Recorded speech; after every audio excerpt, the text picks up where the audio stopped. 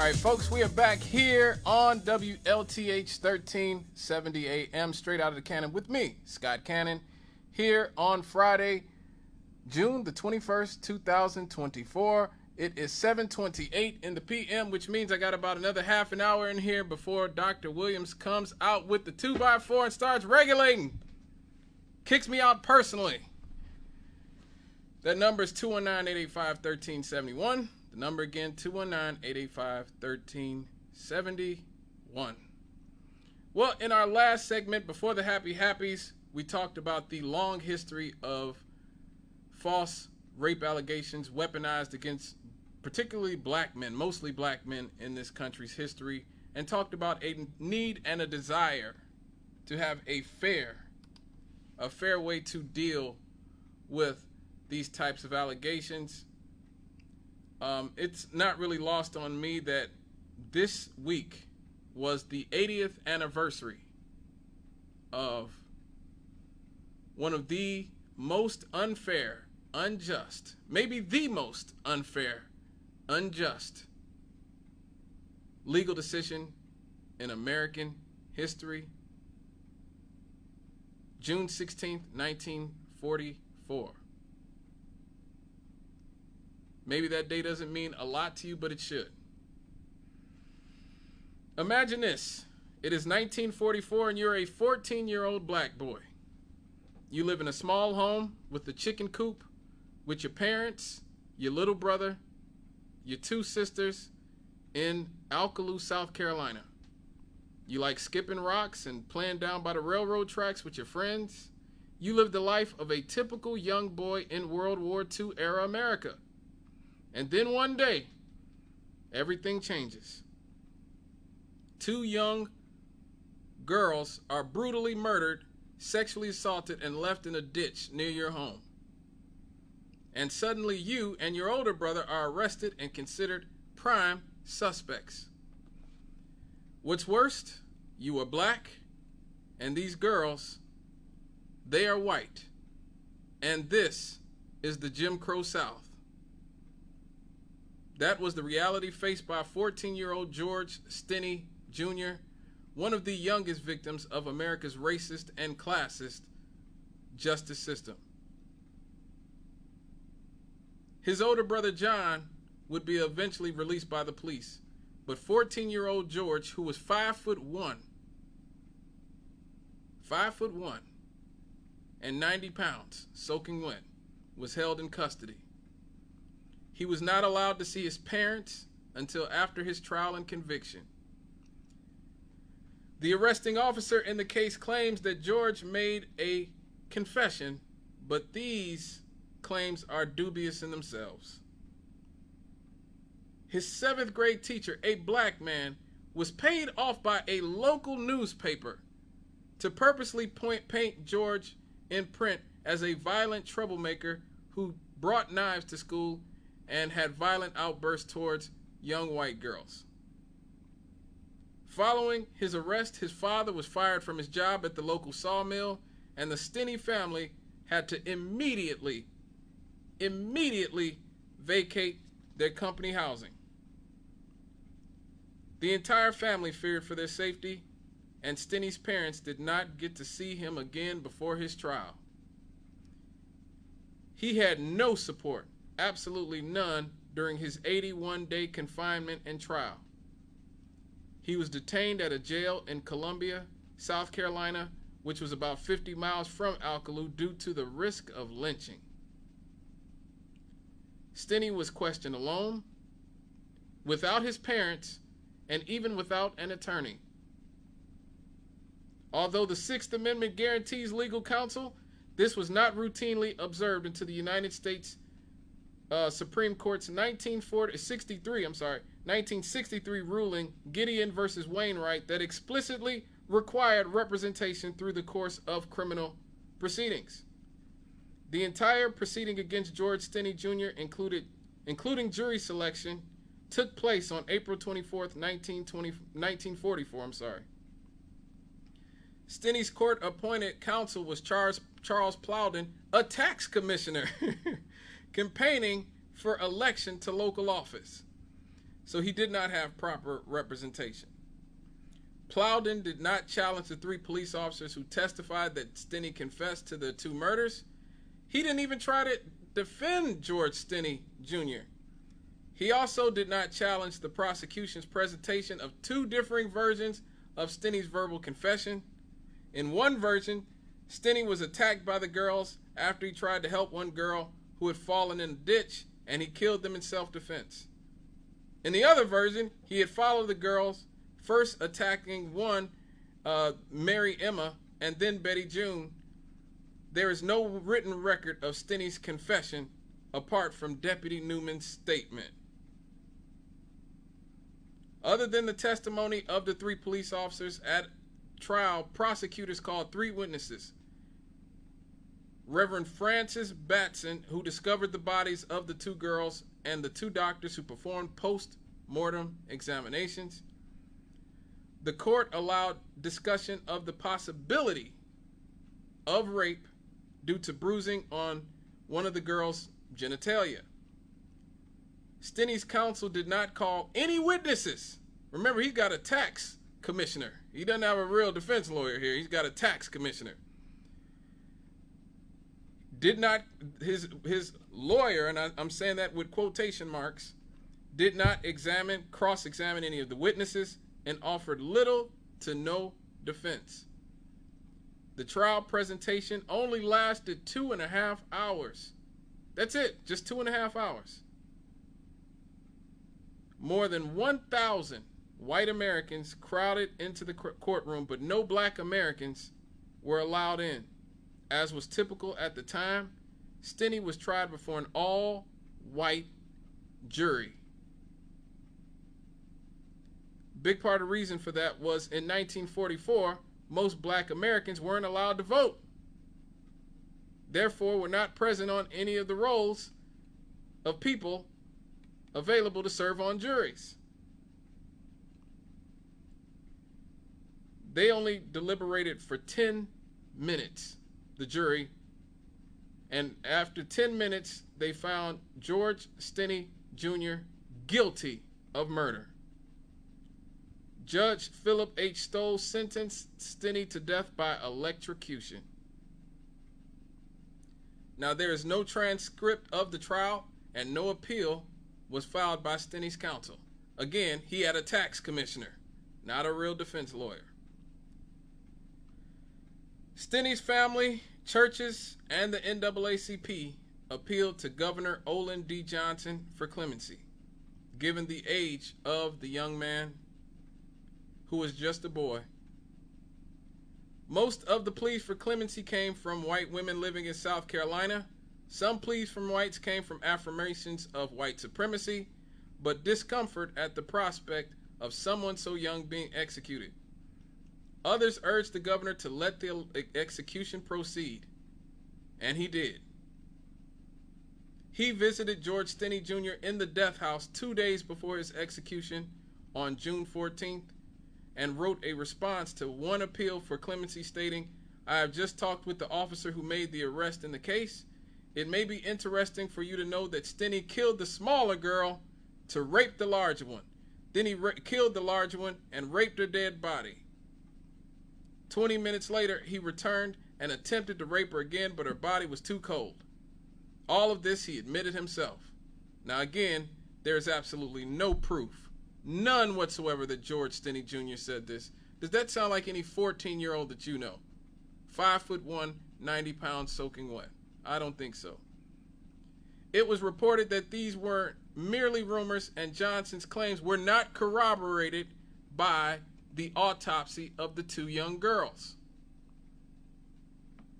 Between the time of Stinney Jr.'s arrest and his execution, his parents were only allowed to see him after the trial when he was held in the Columbia Penitentiary, and under the constant threat of lynching, they were not allowed to see their child at any other time. So just imagine that. Imagine being George Stinney Jr.'s parents. Your 14-year-old son, 5'1", 90 pounds soaking wet, is accused of the most heinous crime possible. and you are not even allowed to see him at any point for 81 days between his incarceration and his execution. You can't afford decent counsel, and he's not given a decent counsel. You're not allowed in the courtroom to even witness what's going on because only white Americans are allowed in.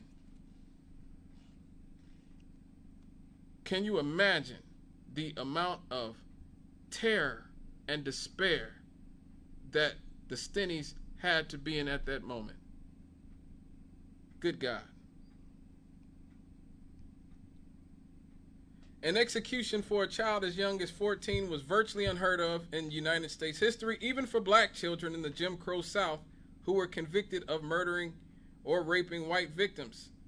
Many sources say that Stinney was the youngest person executed in the United States in the 20th century.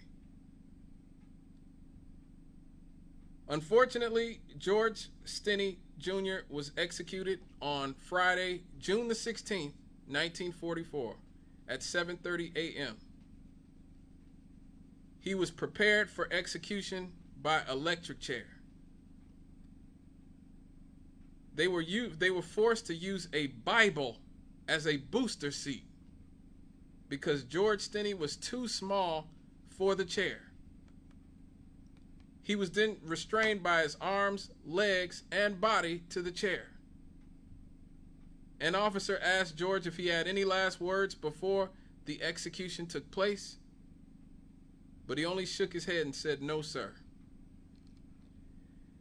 The executioner pulled a strap from the chair and placed it over George's mouth, which caused him to break into tears. And then he placed the face mask over his face, which did not fit him as he continued sobbing. When the lethal electricity was applied, the mask covering slipped off, revealing tears streaming down the 14-year-old boy's face. And that's where it ended for 60 years. For 60 years, that was the end to the story of George Stinney Jr., maybe the youngest person executed in the 20th century in America. In 2004, 60 years later, George Frierson, a local historian who grew up in that town of Alcaloo, South Carolina, started researching the case after reading a newspaper article about it. His work gained the attention of South Carolina lawyers Steve McKenzie and Matt Burgess. In addition, Ray Brown, attorney James Moon, and others contributed countless hours of research and review of historical documents and found witnesses and evidence to assist in exonerating George Stinney Jr. Among those who aided the case were the Civil Rights Restorative Justice Project at Northeastern University School of Law, which filed an amicus brief with the court in 2014. Frierson and the pro bono lawyers first sought relief through Pardon and Parole Board of South Carolina. McKenzie and Burgess, along with attorney Ray Chandler, who represented George Stinney's family, filed a motion for a new trial in 2013.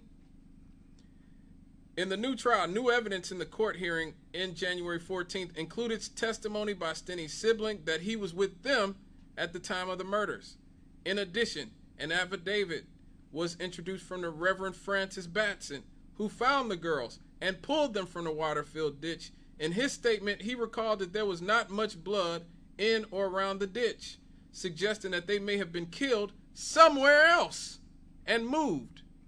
Obviously something that might have been a little bit hard for the 5'1", 90-pound George Stinney Jr. to do by himself. Wilford Johnny Hunter, who was in prison with Stinney, testified that the teenager told him that he had been made to confess and always maintained his innocence. So rather than approving a new trial on December 16th, 2014, Circuit Court Judge Carmen Mullen vacated Stinney's conviction. She ruled that he had not received a fair trial as he was not effectively defended and his Sixth Amendment rights had been violated. The ruling was a rare use of the legal remedy of coram nobis, Judge Mullen ruled that his confession was likely coerced and thus inadmissible. She also found that the execution of a 14-year-old constituted cruel and unusual punishment, and that his attorney failed to call exculpating witnesses or to preserve his right of appeal. Mullen confined her judgment to the process of the prosecution, noting that Stinney may well have committed the crime.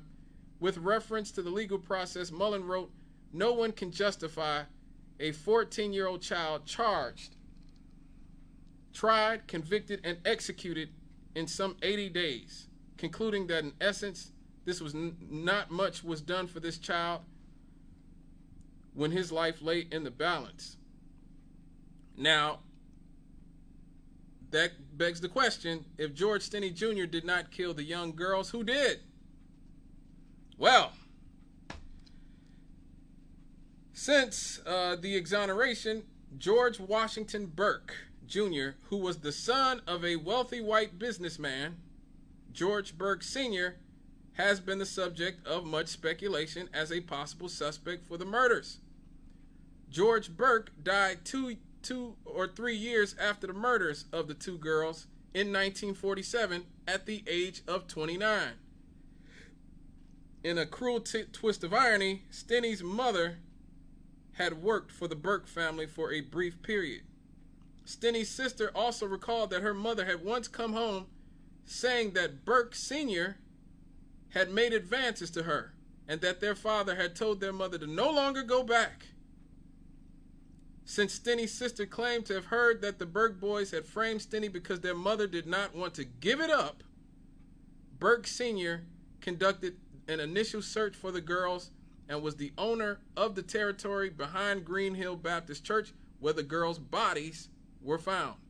He was also the foreman of the grand jury that indicted Stinney. Good God. And has been accused of helping to steer the blame off of his son and onto George Stinney Jr. Two elderly women in Alcaloo recalled that Burke Jr. was known as a womanizer for committing theft and getting away with it.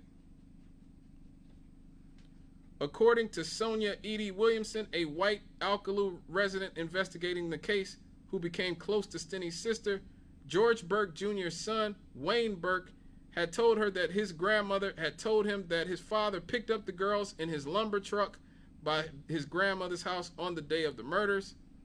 In 2017, Wayne Burke denied this and said that he remained convinced of Stinney's guilt. Of course he did. Stinney's sister had previously recalled that after the two girls had asked about maypop flowers, a lumber truck drove down the road. Lawyers for the Stinney family have stated that there may have been rumors of a deathbed confessions to the murders of a prominent white family. However, this has not been proven. And there it is. There it is, folks. Just another injustice in the era of Jim Crow. Just another brick in the wall of white supremacy that took generations to be ameliorated in any capacity whatsoever. So where are we? George Stinney Jr. is long dead at this point. His immediate family are mostly dead at this point, and their family, just like all of our families who grew up with good old-fashioned white supremacy, have just had to move on from Jim Crow to the de facto segregation and mass incarceration that we see right now here today in America. Now, I didn't bring this story up to make you hate white people or mad at white people or even America, but just to ask, when do we, as the black community, finally get justice? This country has produced plenty of George Stinney Jr.'s, Emmett Till's, Trayvon Martin's, and Michael Brown's, and each time we're just told that injustice is just the American way. But at what point is that not good enough? When are we as the black community going to demand justice for 400 years of warfare against our community?